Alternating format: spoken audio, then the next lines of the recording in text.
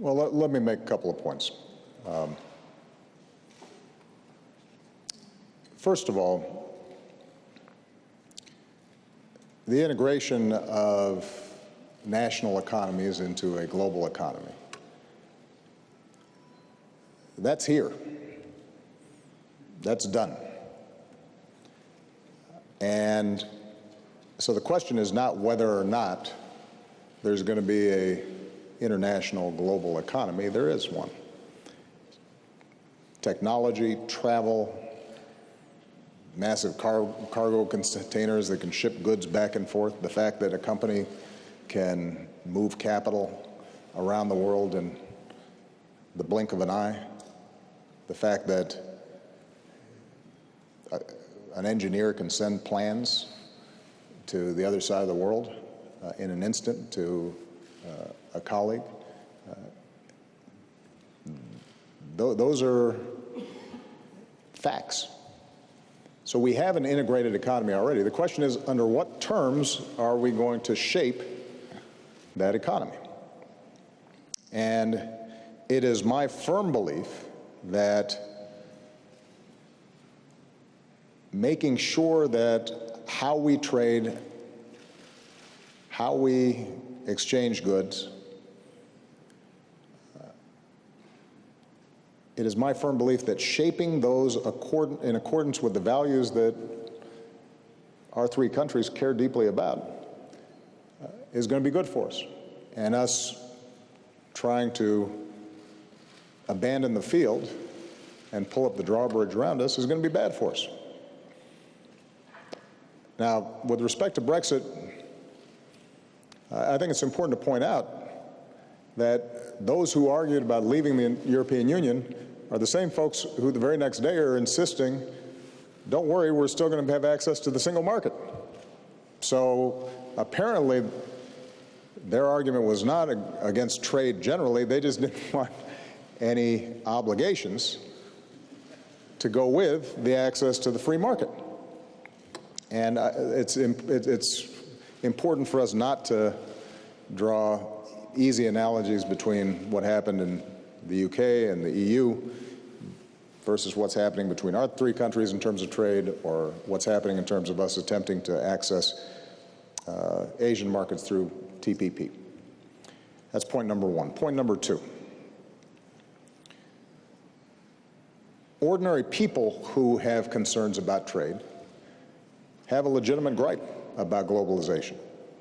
Because the fact is that as the global economy is integrated, what we've seen are trend lines across the advanced economies of growing inequality and stagnant wages, and a smaller and smaller share of overall productivity and growth going to workers, and a larger portion going to the top 1%.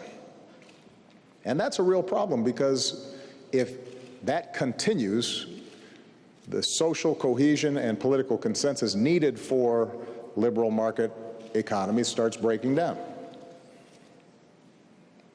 So they're right to be concerned about that. I'm concerned about it, Justin's concerned about it, and Enrique is concerned about it. The question is, what do you do about it? And the prescription of withdrawing from trade deals and focusing solely on your local market, that's the wrong medicine. First of all, because it's not feasible, because our auto plants, for example, would shut down if we didn't have access to some parts in other parts of the world. So we'd lose jobs, and the amount of disruption that would be involved would be enormous. Secondly, we'd become less efficient. Costs of our goods in our own countries would become much more expensive. And this nostalgia about an era when everybody was working in manufacturing jobs and you didn't need a college degree and you could go in, and as long as you worked hard, you could support a family and live a middle-class life, that has been undermined far more by automation than it has been by outsourcing or the shift of jobs to low-income or low-wage countries. I mean, the steel industry is producing as much steel in the United States as it ever was. It's just it needs 1/10 of the workers that it used to. And this is why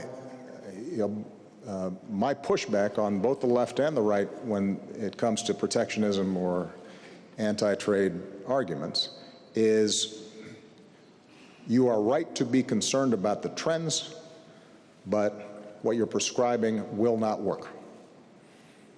And there's a better way of doing this. And the better way of doing it is countries like ours that have high labor standards and high environmental standards and strong protection of intellectual property and rule of law, we've got to get out there and help to shape those rules so that they work for our workers and our businesses. Because if we don't, China will write the rules, and they may not have the same regard for the values that we care about. Other countries will write the rules in ways that disadvantage our workers and our businesses.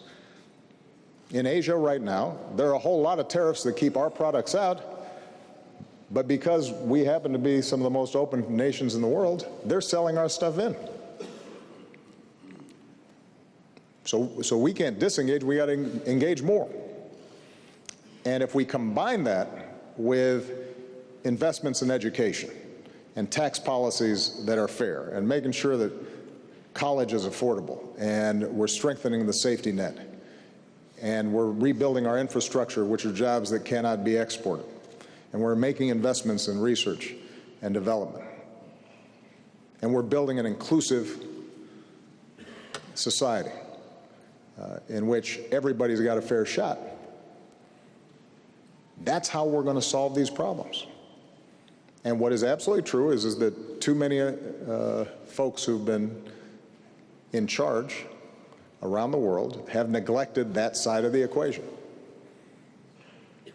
So we're going to keep on pushing hard to shape an international order that works for our people. But we're not going to be able to do that by cutting off trade, because that's going to make all of us poor.